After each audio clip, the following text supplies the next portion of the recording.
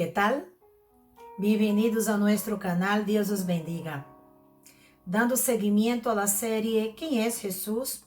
Hoy estaremos reflexionando en el libro de Eclesiastés. Y en el libro de Eclesiastés, Jesús es nuestro propósito de vida. Dice así la palabra de Dios en Eclesiastés, capítulo 12, los dos últimos versículos, los versículos 13 y 14. El fin de todo el discurso oído es este: teme a Dios y guarda sus mandamientos, porque esto es de todo del hombre. Porque Dios traerá toda obra a juicio, juntamente con toda cosa encubierta, sea buena o sea mala. Eclesiastés es un título griego. En hebreo es Coelet, que significa el predicador. El libro de Eclesiastés, para muchos, el autor es Salomón. Sin embargo, muchos eruditos al día de hoy creen que el autor no sería Salomón. Pero independiente de quién sea el autor, sea Salomón o no sea Salomón, no significa que este libro sea menos importante, ¿verdad? Porque si está en la Biblia, tiene su importancia. Porque ese es el tema principal de este libro. Es acerca del verdadero propósito de la vida. Este libro se acostumbra a leer en la temporada de la fiesta de los tabernáculos. Esta fiesta consiste en hacer salirse al campo y elaborar una casa temporal de ramas de árbol.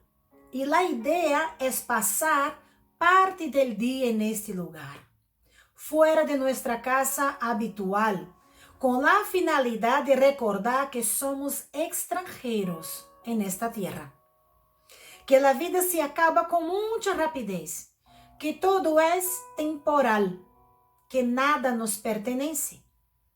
La instrucción es hacerlo durante 7 días, toda una semana. Y de esta manera recordaremos la vanidad de la vida, lo absurdo que es fundamentar todas nuestras esperanzas en el aquí y en el ahora. El libro presenta un panorama pesimista de la vida apartada de Dios. El escritor nos dice que los interminables ciclos de la naturaleza, de la sabiduría, el placer y el trabajo carecen de sentido si todo está apartado, o si todo eso está apartado de Dios, es decir, si es un fin en sí mismo. Por esto, estas palabras claves aparecen una y otra vez en el libro de Eclesiastés, que es vanidad y debajo del sol o bajo el sol.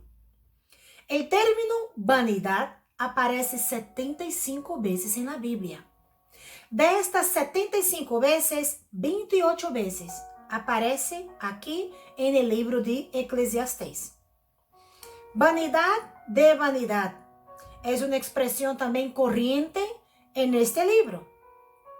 La palabra vanidad significa vaciedad, futilidad, frustración y transitoriedad. Casi que no sale. Transitoriedad, o sea, algo que es temporal. Es una mirada sarcástica a la vida sin Dios. Por eso que además de la palabra vanidad, también aparece la expresión debajo del sol, que aparece 31 veces en este libro. Pero hay un panorama positivo de la vida que surge en el libro, la cual se le puede llamar una teología del contentamiento. A la luz de la falta de sustancia y significado en la vida, el predicador anima a los lectores a disfrutar de la vida, porque es Dios que nos da ese privilegio, el privilegio de vivir. Esta satisfacción no le pertenece a toda la humanidad, porque el trabajo del pecador termina en futilidad. Es decir, si solamente vives para trabajar como único fin de la vida, todo eso es vanidad. Sin embargo, el contentamiento piadoso no es el mayor bien de la humanidad. El predicador nos recuerda que habrá un tiempo futuro en el cual Dios juzgará todas las cosas. Y esta es la conclusión de su búsqueda del sentido de la vida. Recuerda el consejo del apóstol Pablo ante la futilidad de la vida, porque como el predicador miraba más allá de la falta de sentido de la vida a su redención futura. Nosotros que creemos en Dios, creemos en una vida post-muerte, creemos una vida eterna. Y este libro trata de poner en contraste la vida temporal en esta tierra y una vida eterna con Dios. De eso se trata el propósito del libro de Eclesiastés. El predicador nos anima a temer a Dios y a obedecerlo. Solamente cuando todo se enfoca en Dios es que encontramos la verdadera satisfacción en la vida. La sabiduría de Dios nos es predicada aquí al declarar que todo bien terrenal es vanidad y aflicción de espíritu. Nos convence de la vanidad del mundo, es decir, la vaciedad, la futilidad, frustración y la transitoriedad. Las cosas temporales y que todo eso no nos hace felices. De la vileza del pecado y de su tendencia certera a hacernos desgraciados. Si toda nuestra felicidad se concentra y se resume solamente en las cosas que son temporales. Nos muestra que ningún bien creado puede satisfacer el alma y que la felicidad ha de hallarse solamente en Dios. Y es esta reflexión que debe guiar al corazón a Jesucristo.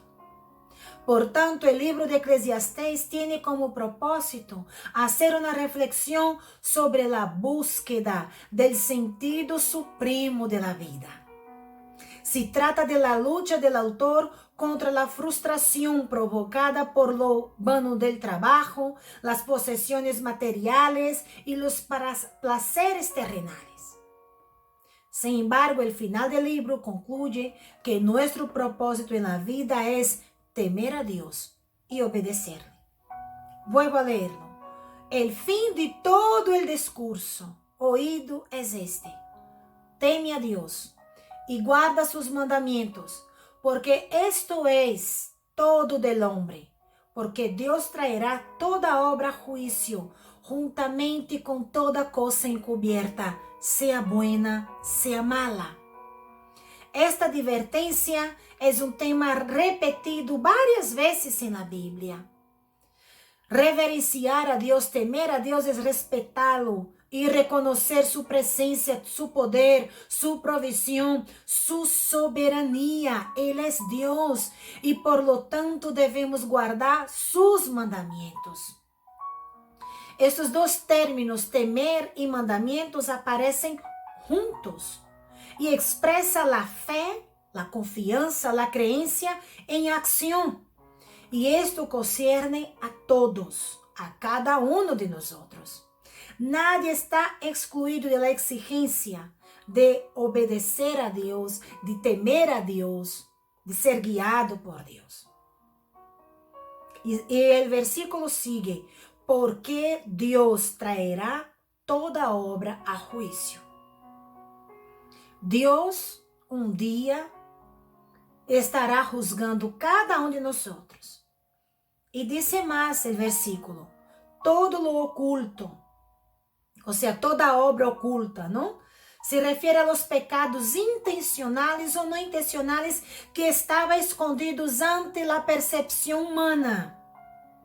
pero nunca ha estado escondido ante Dios.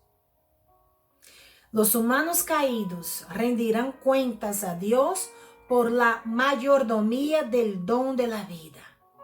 Sea bueno o sea malo, todos rendirán cuentas por sus acciones. ¿Cuál es el propósito de tu vida? No te estoy preguntando si tú eres religioso o no, porque no se trata de esto. Se trata de conocer qué lugar ocupa Dios en tu vida. Dios nos ha enviado a Jesucristo para pagar el precio de nuestros pecados, porque todos nosotros somos pecadores, para llevar nuestras culpas.